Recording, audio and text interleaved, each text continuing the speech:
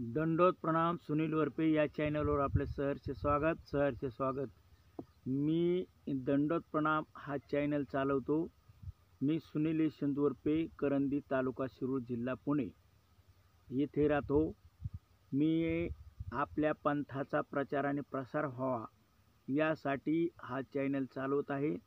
या चॅनलवरती आपल्या पंथातल्या कार्यक्रम, मंदिरं असतील, पंचावतार चोपर असतील, जे काही व्हिडिओ असतील ते आपल्या पंथाचे, आपल्या धर्माचे, आपल्या देवाचे ते मी हे टाकत असतो.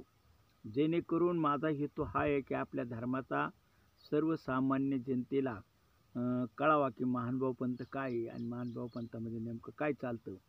म्हणून प्रत्येक मंदिरातील कार्यक्रम असतील, आपले पंथाचे कार्यक्रम असतील, देवाचे व्हिडिओ असतील, हे टाकत असतो. आज मी या ठिकाणी माझा व्हिडिओ बनवण्याचा एक हेतू आहे की जे आपले उपदेशी आहेत ते उपदेशी म्हणजे पुणे जिल्ह्याला जवळचं स्थान म्हणजे लोणी आणि पारनेर ही दोन स्थान आहेत. परंतु पुणे जिल्ह्यातील लोक जास्त करून लोणीला जातात. पारनेर शक्यतो काही उपदेशी लोकांना माहीतच नाही. आणि पारनेर माहीत नसल्यामुळं पारनेरला नेमकं स्थान कुठे आहे? पारनेर गावाच्या पश्चिमेला 4 ते 5 किलोमीटर अंतरावरती सिद्धेश्वराचं मंदिर आहे. सिद्धेश्वरवाडीच्या हद्दीमध्ये सिद्धेश्वराचं मंदिर. सिद्धेश्वराचं मंदिर हे पुरातन मंदिर आहे आणि त्या मंदिरावरूनच त्या वाडीचं नाव सिद्धेश्वरवाडी असं पडलेलं आहे. पण वाडी मंदिरापासून 4-5 किलोमीटर लांब आहे. आणि पारनेर मंदिरापासून 4-5 किलोमीटर म्हणजे वाडी आणि पारनेरच्या मध्ये हे मंदिर आहे. आणि ते जरा थोडा डोंगराळ भाग आहे, खोलदरी आहे. जवळ गेल्याशिवाय मंदिर काही दिसत नाही. परंतु या ठिकाणी उपदेशी लोक आपली जात नाही म्हणजे किंवा ते पुजारी लोक पूर्वीला येऊन देत नव्हते असे किंवा ऐकण्यात आहे. परंतु आता आपली थोडी लोक पंथीय उपदेशी साधू जातात. तर मी काय सांगतो की बुवा आपण सुद्धा त्या ठिकाणी जाण्याचा प्रयत्न करावा. कारण आपल्याला जवळचं स्थान लोणी आणि पारनेर. आता लोणीला एकच दिवस मुक्काम झाला आहे, पण पारनेरला म्हणजे सिद्धेश्वर मंदिरामध्ये स्वामींचा एक वासना 5 दिवस आणि एक वासना 7 दिवस, म्हणजे 5 ते 7 पण कन्फर्म नाही. परंतु 5 दिवस किंवा 7 दिवस जर स्वामींचं त्या ठिकाणी वास्तव्य होतं तर मग तुम्ही सांगा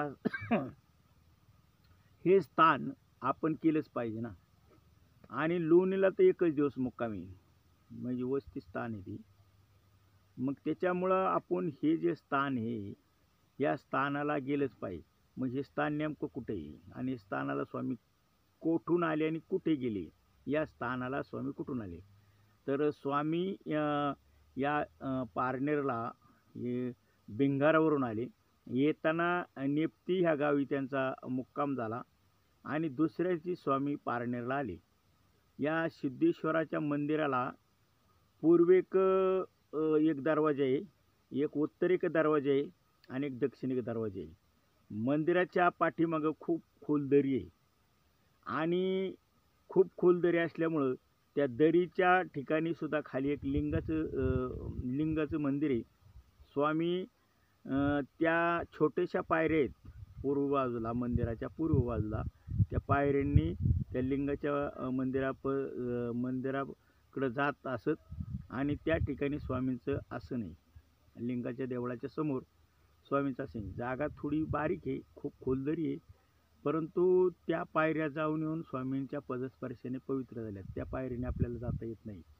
म्हणून काय करायचं की ज्यावेळेला स्वामी सिद्धेश्वर व पारनेरला आले त्यावेळेला मंदिराच्या उत्तर बाजूने आले, उत्तर दरवाजाकडून आले आणि आतमध्ये आल्याच्या नंतर उत्तरेच्याच बाजूला त्या मंदिराच्या चौकामध्ये उत्तरेच्याच बाजूला स्वामींचा त्या ठिकाणी आसन झालेले आहे. परंतु आपण उत्तरेच्या बाजूने आतमध्ये गेल्यानंतर स्वामींच्या स्थानाचं दर्शन घेतलं की दक्षिणेच्या बाजूने बाहेर व्हायचं आणि बाहेर झाल्याच्या नंतर आपल्यासाठी भल्या मोठ्या पायऱ्या आहेत खाली लिंगाच्या देवळाला जायला.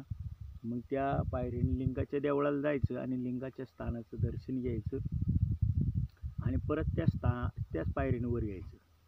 वर आल्याच्या नंतर त्या दक्षिण दरवाज्यातून मंदिरात यायचं. मंदिरातून उत्तर दरवाज्यातून बाहेर निघाल्याच्यानंतर पश्चिमेच्या बाजूला डोंगराच्या कडेला स्वामींचं एक स्थान आहे. ते स्थान म्हणजे सकाळच्या वेळी दररोज स्वामी त्या ठिकाणी बसायचे.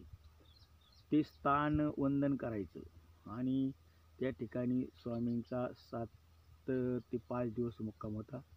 त्या वास्तव्याच्या काळामध्ये स्वामींसंग जे भक्तजन होते ते भक्तजन त्यावेळेला त्या ठिकाणी पंचक्रोशीमध्ये भिक्षेसाठी जात असत. आणि भिक्षेसाठी गेल्याच्या नंतर एक दिवस असं घडलं की स्वामींच्या भक्तांच्या त्या भिक्षेच्या झोळीमध्ये राळ्याची फलकटा आली आणि ज्या वेळेला ती स्वामी भक्तजन जोळी स्वामीला दृष्टिक्षेप करत असताना स्वामींच्या लक्षात आलं की ते म्हणाले, इथंच जर हे दिवस आहेत तर पुढे गेल्याच्या नंतर काय होईल.